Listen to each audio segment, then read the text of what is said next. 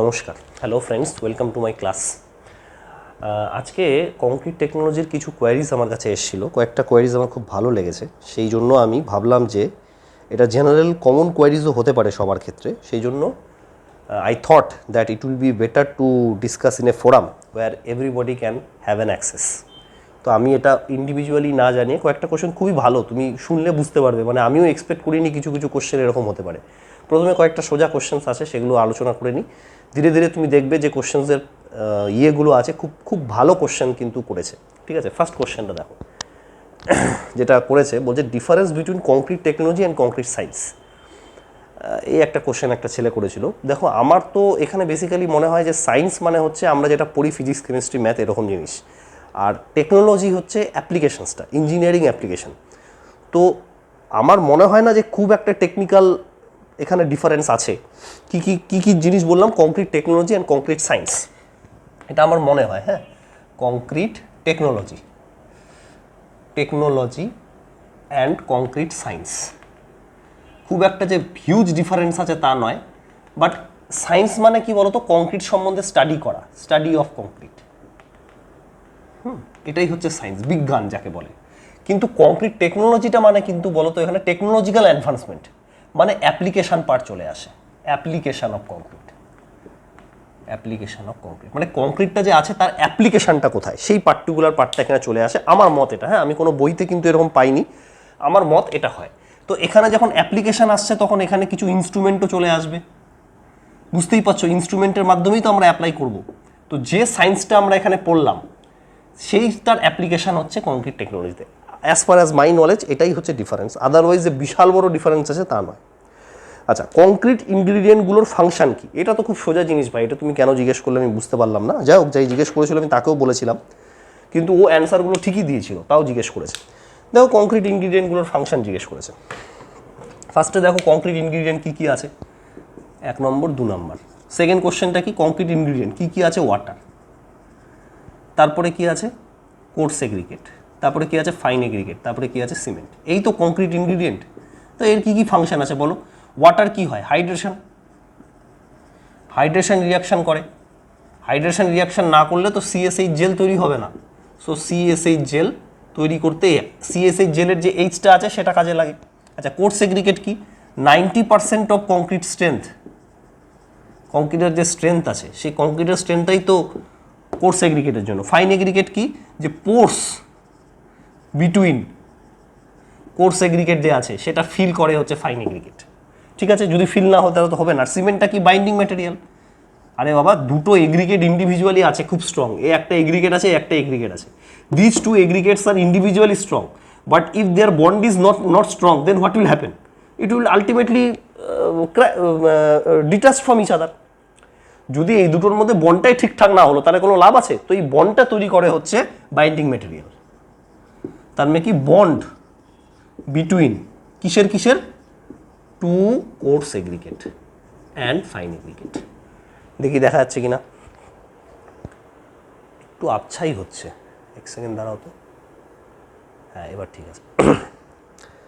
তো bond between two coarse aggregate and fine aggregate হচ্ছে তোমার এই ইয়েটা নিয়ে আসে। ঠিক আছে, এই হচ্ছে ব্যাপার। প্রথমে কিছুক্ষণ একটু আবছা থাকতে পারে, আমি এখন ফোকাসটা ঠিক করে দিলাম, এবার আশা করি ঠিকঠাক করে দেখা যাচ্ছে। আর একটু আগে দেখতে হতো আমাকে, তোমরা ভাববে যে দেউ স্যার ঠিক করেনি ফোকাসটা, এদিকে আমি যে কিছুক্ষণ পর ঠিক করলাম। ঠিক আছে, এই হচ্ছে ব্যাপার, আর মধ্যে কিছুই নেই। আচ্ছা, কি বলেছে? যদি মিক্স প্রপোর্শনে প্রয়োজনের থেকে স্যান্ড বেশি হয় তাহলে কি প্রবলেম হবে? এটা আমি মুছে দিচ্ছি। বলছে মিক্স প্রপোর্শনে প্রয়োজনের থেকে স্যান্ড বেশি আছে।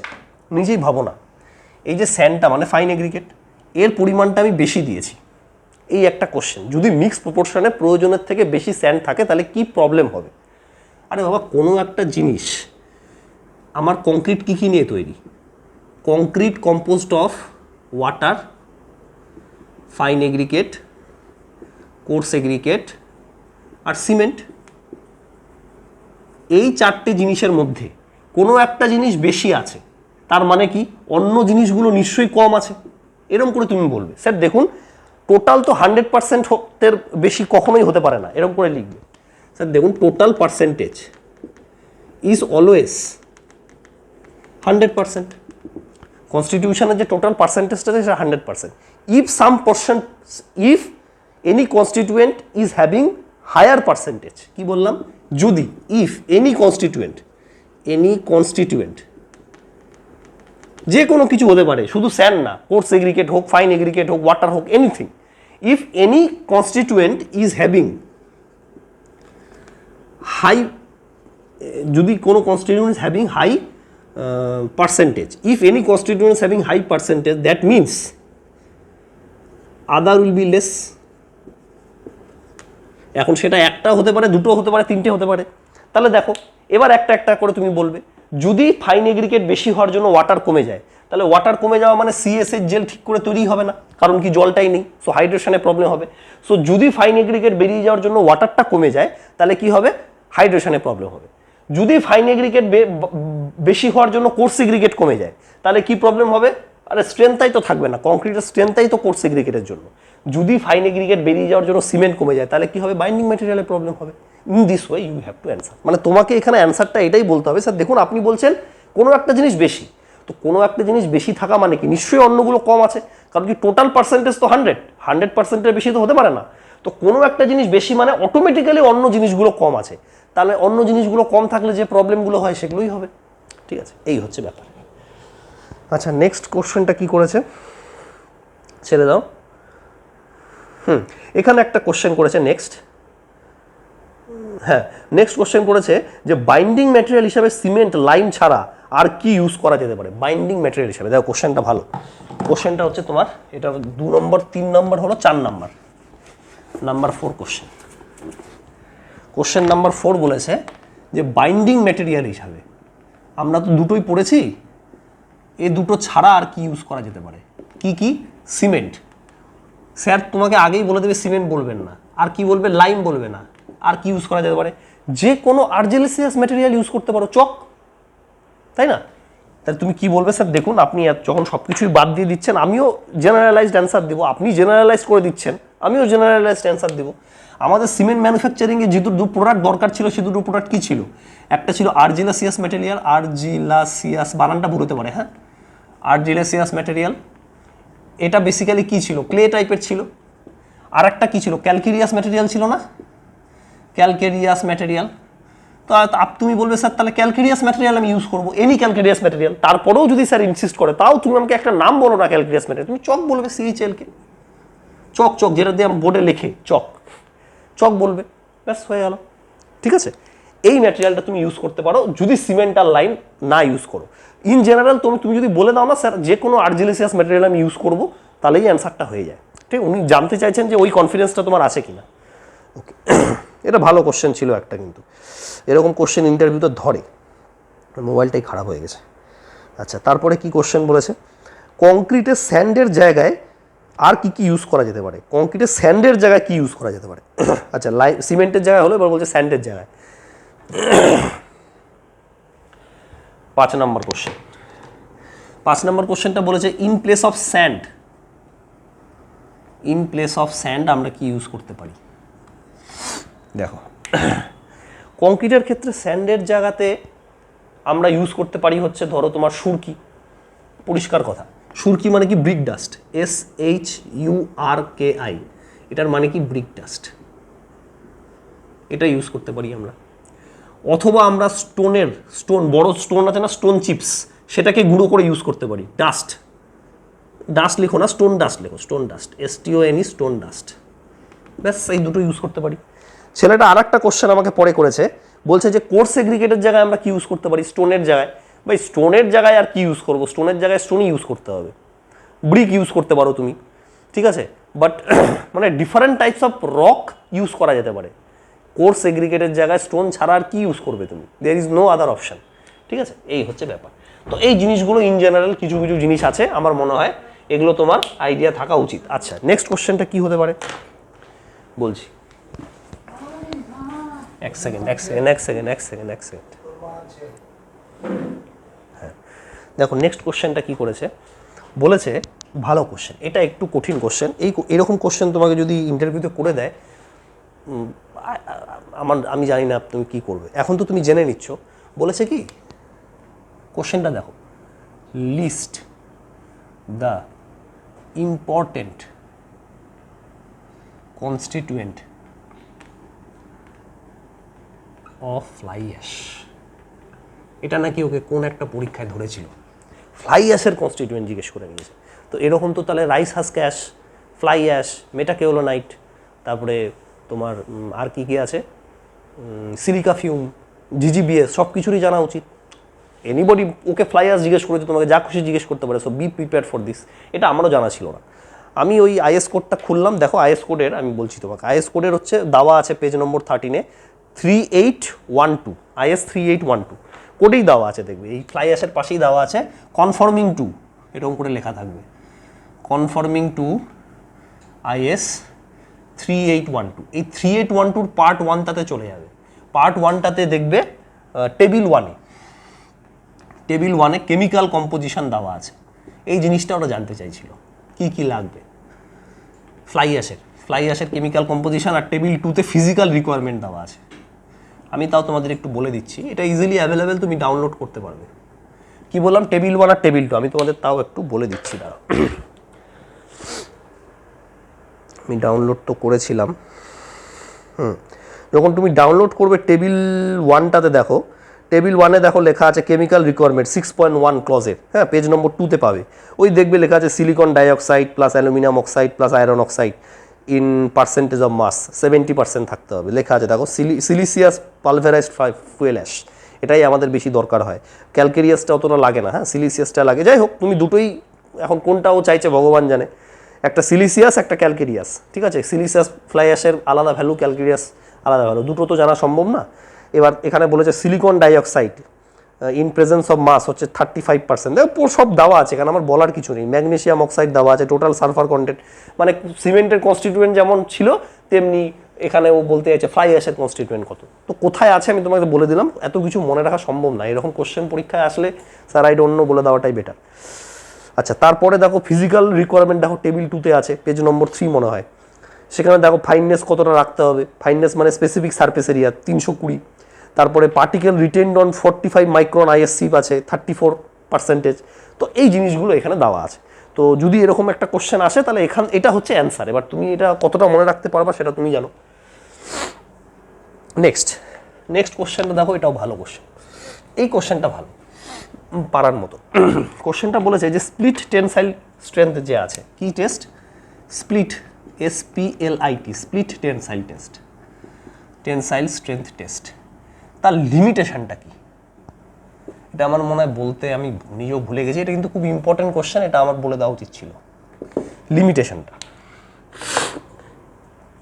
দেখো, লিমিটেশন তো অনেক আছে, যেটা মেইন লিমিটেশন ওরা শুনতে চাইছে সেটা হচ্ছে এখানে আমরা না শিয়ার স্ট্রেসের যে ডিস্ট্রিবিউশনটাকে সেটা কনস্ট্যান্ট ধরে নিয়েছি। দেখো কী করছি, এই ছিল আমার গোলটা। এইখানে আমরা এখানে একটা লোড দিচ্ছিলাম আর এখানে একটা লোড দিচ্ছিলাম।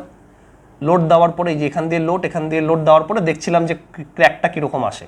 এটা হচ্ছে তোমার হচ্ছে ওই মানে গোল করে রেখেছিলাম আর কি, এই দিকে আছে, মানে এটা সিলিন্ডারটা এরকম আছে, বুঝতে পারছো তো, করেছিলাম। তো এইখানে আমরা দেখবে টেনসাইল স্ট্রেংথের একটা ডায়াগ্রাম ড্র করেছিলাম। কীরকম ডায়াগ্রামটা ছিল, যে এখান দিয়ে নিয়ে এসে এই জায়গাটা স্ট্রেট হয়ে এরকম, দেখো তো তুমি ছবিটা পাচ্ছ কিনা, এই ডায়াগ্রামটা ড্র করেছিলাম, দেখা যাচ্ছে কিনা দেখি, হ্যাঁ দেখা যাচ্ছে। তুমি দেখবে, তুমি নোটসে যাও, দেখো এরকম ডায়াগ্রাম ড্র করা আছে। এবার এই যে জায়গাটা আছে না, এটা কনস্ট্যান্ট হয়ে যাচ্ছে না, আমরা ধরেই নিয়েছিলাম কনস্ট্যান্ট, কিন্তু এটা অ্যাজাম্পশন একটা। কি বলবে, we assume the stress distribution, নাহলে করতেই পারতাম না আমরা। Stress distribution, we assume the stress distribution is constant in split tensile test.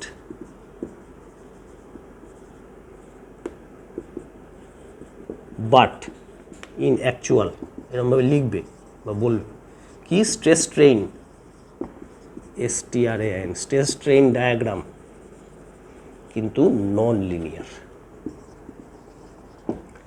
Linear, but আমরা লিনিয়ার ধরে নিচ্ছি, দ্যাট ইজ প্রবলেমেটিক। ফার্স্ট এইটা বললেই হয়ে যাবে, এটাই উনি জানতে চাইছেন আমার মনে হয়, যিনি জিজ্ঞেস করেছেন।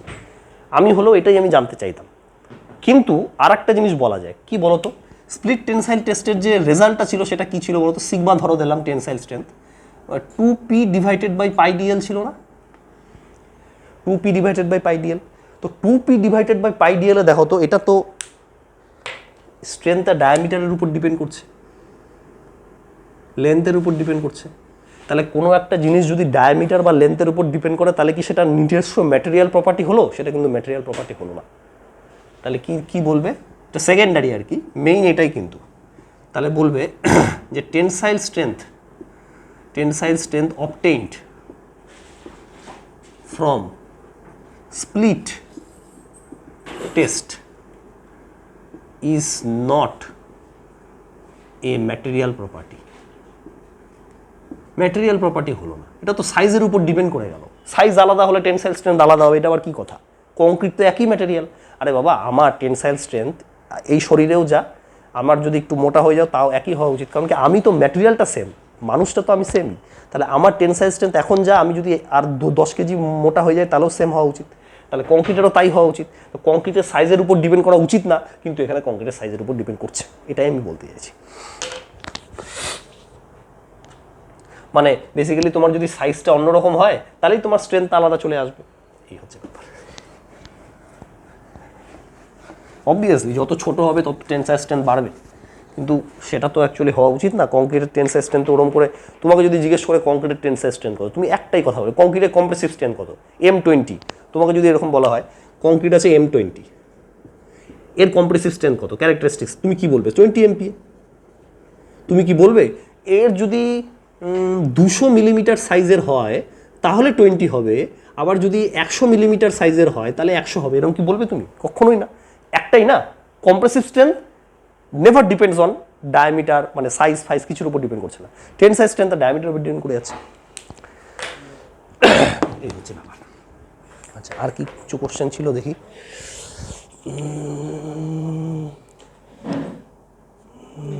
Explain প্রজননিক action,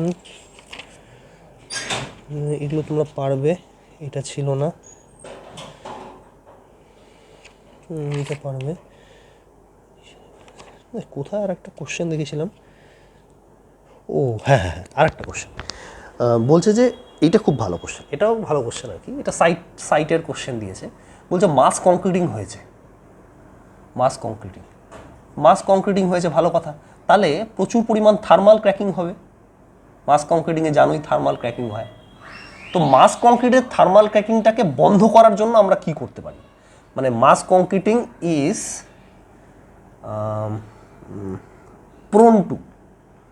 prone to thermal cracking. So what steps বানানটা ভুল, STEPS, steps to be taken, কি নেওয়া যেতে পারে? What steps to be taken to stop তো করতে পারবো না, to minimize thermal cracking। তো থার্মাল ক্র্যাকিংটাকে মিনিমাইজ করার জন্য আমরা কি করতে পারি মাস কংক্রিটিংয়ের ক্ষেত্রে? এইটা ওরা সাইটে মানে কোনো একটা ইন্টারভিউতে জিজ্ঞেস করেছিল যে মাস কংক্রিটিংটাকে যদি আমরা বন্ধ করতে চাই, মাস কংক্রিটিংয়ে ক্র্যাকিংটাকে, তাহলে কি করব? দেখো মেইনলি কি প্রবলেমটা হচ্ছে বলো তো। এই ধরো মাস কংক্রিটিং হয়েছে, এই একটা জিনিস আছে, কিছু যে ড্যাম নয়, এনিথিং, আমি ড্যাম বলতে চাই না, কিছু একটা কংক্রিট তুমি বানিয়ে রেখেছো। প্রবলেমটা হচ্ছে সূর্য তো এখানে আছে না, দিস ইজ সান, পাখি যাচ্ছে, ঠিক আছে। এবার ব্যাপারটা কি বলতো, এই যে সারফেসটা আছে, পুরো সারফেসটাই, সান তো ঘুরছে, পুরো সারফেসটা it is expose to sun temperature. এই যে সারফেসটা, দিস সারফেস, এই যে বাইরের সারফেসটাই এক্সপোজ টু হিট। তাহলে এই পার্টিকুলার সারফেসটার টেম্পারেচার হয়ে যাচ্ছে অনেক বেশি, কিন্তু এই যে ভেতরের মালটা যে আছে কোর, এর টেম্পারেচারটা হচ্ছে কম, এটাই হয়ে যাচ্ছে প্রবলেম। পুরো জিনিসটা যদি একসাথে এক্সপ্যান্ড করতে অসুবিধা হতো না।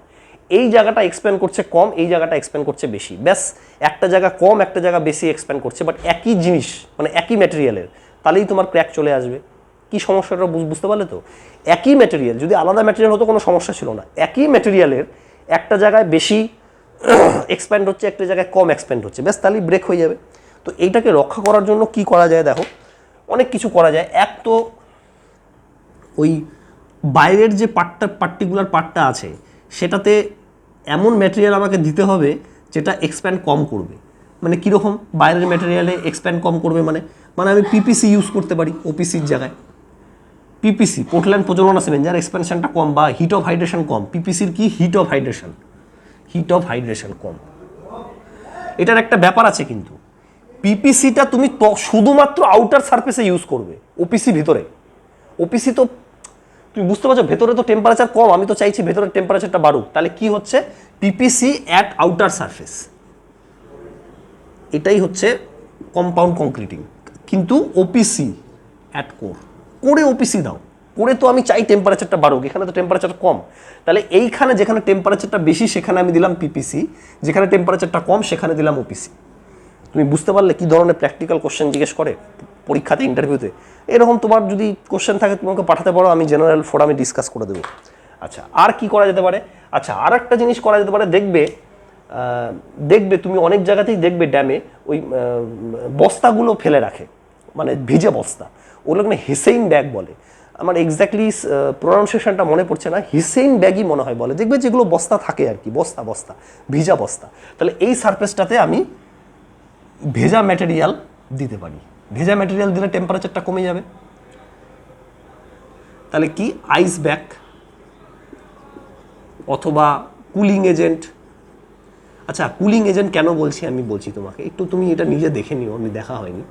কিছু কিছু ম্যাটেরিয়াল পাওয়া যায় যেগুলো না কুল করে দেয়, কিছু কিছু কেমিক্যাল পাওয়া যায়, এখনকার দিনে কেমিক্যাল পাওয়া যায়, সেই কেমিক্যালগুলো কুল করে দেয়, ঠিক আছে, জলও দেওয়ার দরকার নেই। তো সেই এজেন্টটা তুমি দিতে পারো জাস্ট সারফেসে, টেম্পারেচারটা যাতে কম হয়, ওই জন্য শ্রিঙ্কেজ ক্র্যাক যেন না আসে। আচ্ছা, আর কি ইউজ করা যেতে পারে? ওই ব্যাগগুলো, ওয়াটার ব্যাগ, সেটা তুমি ইউজ করতে পারো। ওই হিসেন ব্যাগ বলে ওটাকে, স্পেলিংটা মনে নেই ওই জন্য আমি লিখছি না। দেখবে হিসেইন ব্যাগ লিখে সার্চ করবে, SESSIAN এরকম কিছু একটা হবে, হিসেইন ব্যাগ, ঠিক আছে। ওই বস্তাগুলো, যেগুলো বস্তা, সেগুলোর মধ্যে জল ভিজিয়ে ফেলে দেওয়া হয়, আমি তো প্রচুর দেখেছি, ঠিক আছে। এই রকম জিনিস দিয়ে ম্যানেজ করা যেতে পারে। আর কি করা যেতে পারে? আর তো আমার এই মুহূর্তে কিছু মনে পড়ছে না গো। তোমাদের যদি মনে পড়ে অন্য কোনো ওয়ে, তোমরা নিশ্চয়ই কমেন্ট সেকশানে জানাতে পারো। দেখি আর কি কোশ্চেন আছে। এইটা ভালো কোশ্চেন ছিল, এই খাতার মধ্যে লিখেছি, কোথায় যে লেখা আছে একটা জায়গায় লিখতে হতো। আচ্ছা, কোরোশন অফ স্টিল প্রিভেন্ট করার জন্য কি কি জিনিস করতে হয়, এগুলো তো তোমরা জানোই। কোরোশন অফ স্টিল প্রিভেন্ট করার জন্য কি কি, এগুলো আর বলবো না, আমি বলেছি অলরেডি। প্রচুর তুমি নমিনাল কভার দিতে পারো, মানে কোরোশন অফ স্টিল প্রিভেন্ট করার জন্য what to do, nominal cover তুমি দেবে। নমিনাল কভারটা তো কোরোশন অফ স্টিল প্রিভেন্ট করার জন্যই দেওয়া হয়, যাতে জলটা না আসতে পারে, প্রিভেনশন অফ ওয়াটার আছে, ঠিক আছে। তো তুমি নমিনাল কভার দেবে, ভালো করে দেবে। ওই স্টিল যেটা ইউজ করছো, সে স্টিলটা যদি স্টেনলেস স্টিল হয় বা স্টিলের মধ্যে পেইন্ট করা থাকে, তাহলে কিন্তু তোমার কোরোশন কম আসতে পারে, সেভাবেও দেওয়া যায়, ঠিক আছে। প্রপারলি ডিউরেবিলিটি মেনটেন করে যদি আমরা প্লেস করি রেনফোর্সমেন্টটাকে, তাহলে কোরোশন কম আসতে পারে। আচ্ছা, ড্যাম মানে এমনভাবে আমি বেসিক্যালি কোথায় জল জমতে পারে, ছাদে, এমনভাবে আমি প্লেস করব যাতে জল না জমে থাকে। আরে জলটা আসলেই তো কোরোশন হবে, তো যেখানে মানে এমন জায়গায় আমি মানে রেনফোর্সমেন্ট দিবই না যেখানে জল থাকবে, মানে জল থাকলেও মানে জলটা যেন বেরিয়ে যায়, মানে আমাকে প্রপার স্লোপ দিতে হবে। আমি বলতে চাইছি proper slope you should provide, so that the water can go out, তাই না, যেন স্ট্যাগনেন্ট ওয়াটার না থাকে। এইভাবে তুমি কোরোশনটাকে রিডিউস করতে পারো। আচ্ছা, এটা একটা জিনিস জিজ্ঞেস করেছিল, ওয়াটারপ্রুফ।